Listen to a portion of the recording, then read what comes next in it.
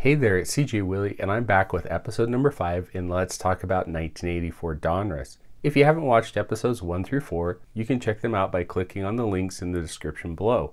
You can also find them on my channel under the playlist, Let's Talk About Baseball.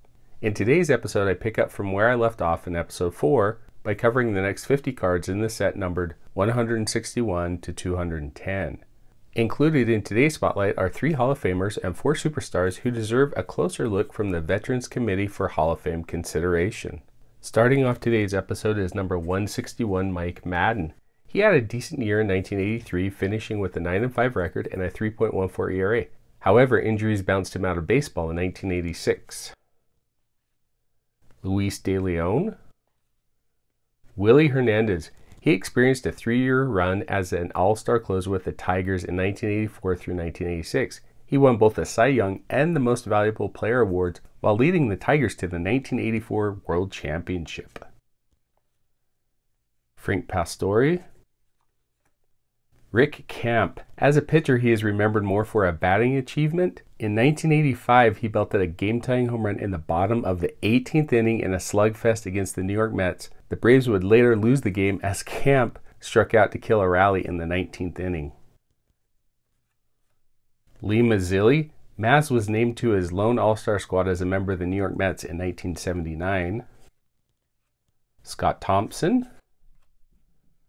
Bob Forsch, one of my favorite St. Louis Cardinals. Forsch helped the Cardinals win the 1982 World Series over the Milwaukee Brewers. Not only did he pitch 2 no-hitters during his career, but he also won 2 Silver Slugger awards as the top hitting pitcher in the National League. Mike Flanagan, he was named to the American League All-Star squad in 1978 as a member of the Orioles. The following year, in 1979, he won the Cy Young Award with a 23-9 record, 3.08 ERA, and 190 strikeouts. Rick Manning. Chet Lemon. Chet the Jet was a 3-time American League All-Star with the White Sox in 1978 and 79 and the Tigers in 1984. Jerry Remy. Aside from making his lone All-Star appearance in 1978 with the Red Sox, Remy was a beloved TV analyst for years in the Red Sox broadcasting booth. Ron Guidry. Louisiana Lightning was the Yankees pitching ace from 1978 through 1985. He was named to 4 All-Star teams, won 5 Gold Gloves, and finished in the top 10 in Cy Young voting 6 times, including winning the award in his memorable 1978 season when he went 25-3 with a 1.7 ERA and 248 strikeouts. Guidry deserves a closer look from the Veterans Committee for Hall of Fame consideration.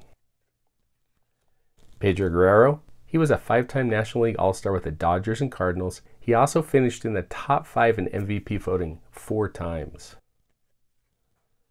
Willie Wilson, an underrated center fielder. Wilson was named to 2 All-Star teams with the Royals in 1982 and 1983. He finished his career with a .285 batting average, 2,207 hits, 1,169 runs, and 668 steals over 19 seasons. He's another player who deserves a closer look from the Veterans Committee for Hall of Fame consideration.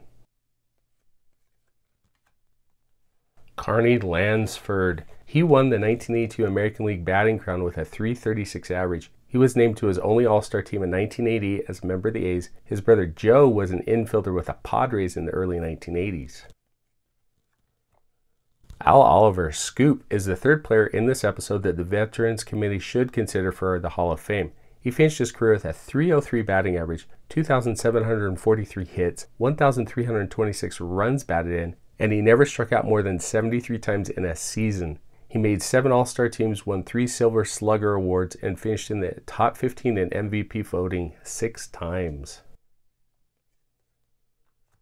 Jim Sundberg. He was named to 3 All-Star teams over a 16-year career. The first was during his rookie season with Texas in 1974, then in 1978, and finally in 1984 with the Brewers.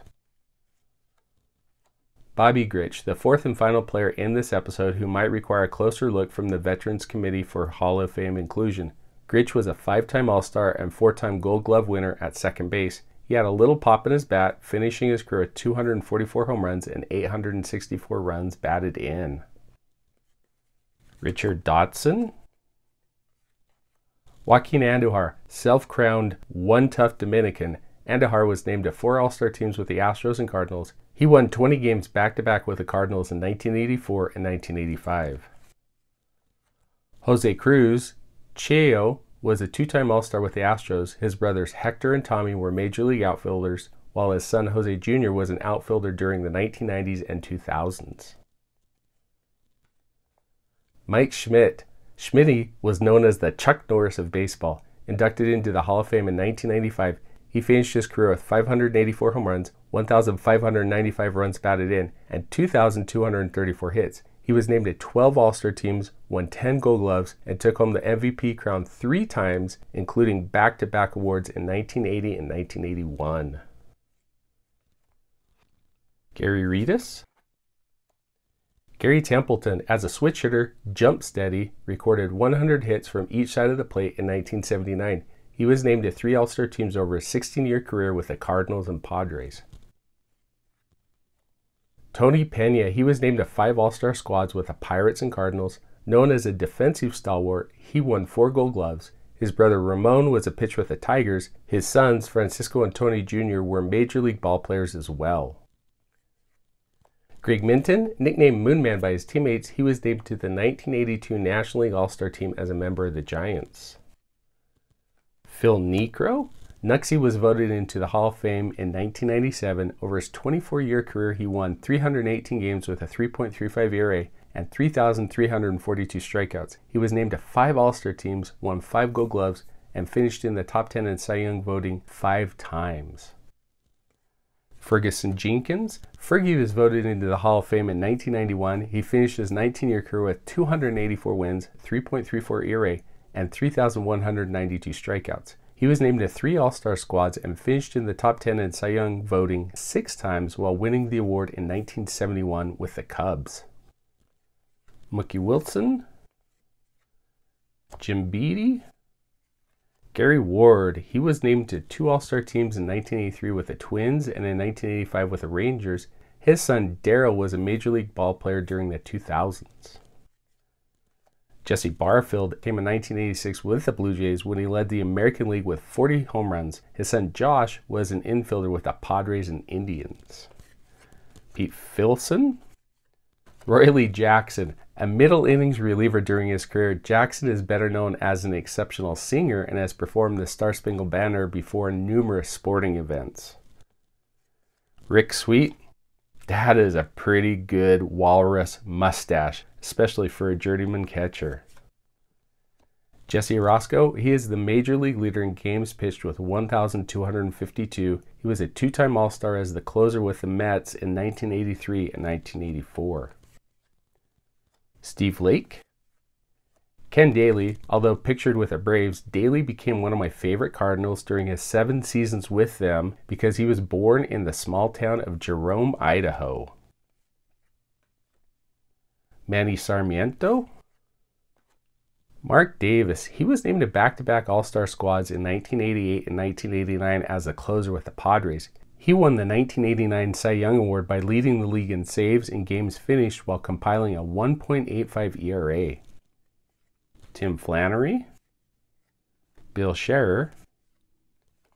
Al Holland, he was named to the 1984 National League All-Star team with the Phillies. David Von Olen. Mike Lacoste, that's quite a toothy grin. In his second Major League season, Lacoste was named to the National League All-Star team while pitching for the Reds. Juan Beniquez. Juan Augusto. Bobby Ramos. And ending out the episode with another fun nickname. Al Bumpry, the Bee, won the Rookie of the Year award while playing with the Orioles in 1973. He was named to his only All-Star squad, making the cut in 1980. Bumpry is also showing off a great mustache, making him one of 27 players to sport an upper lip push broom in this episode.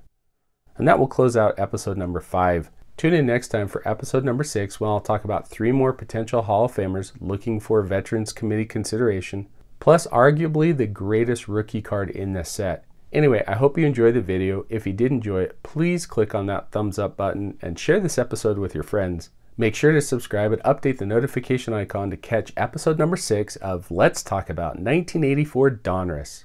Thanks for watching.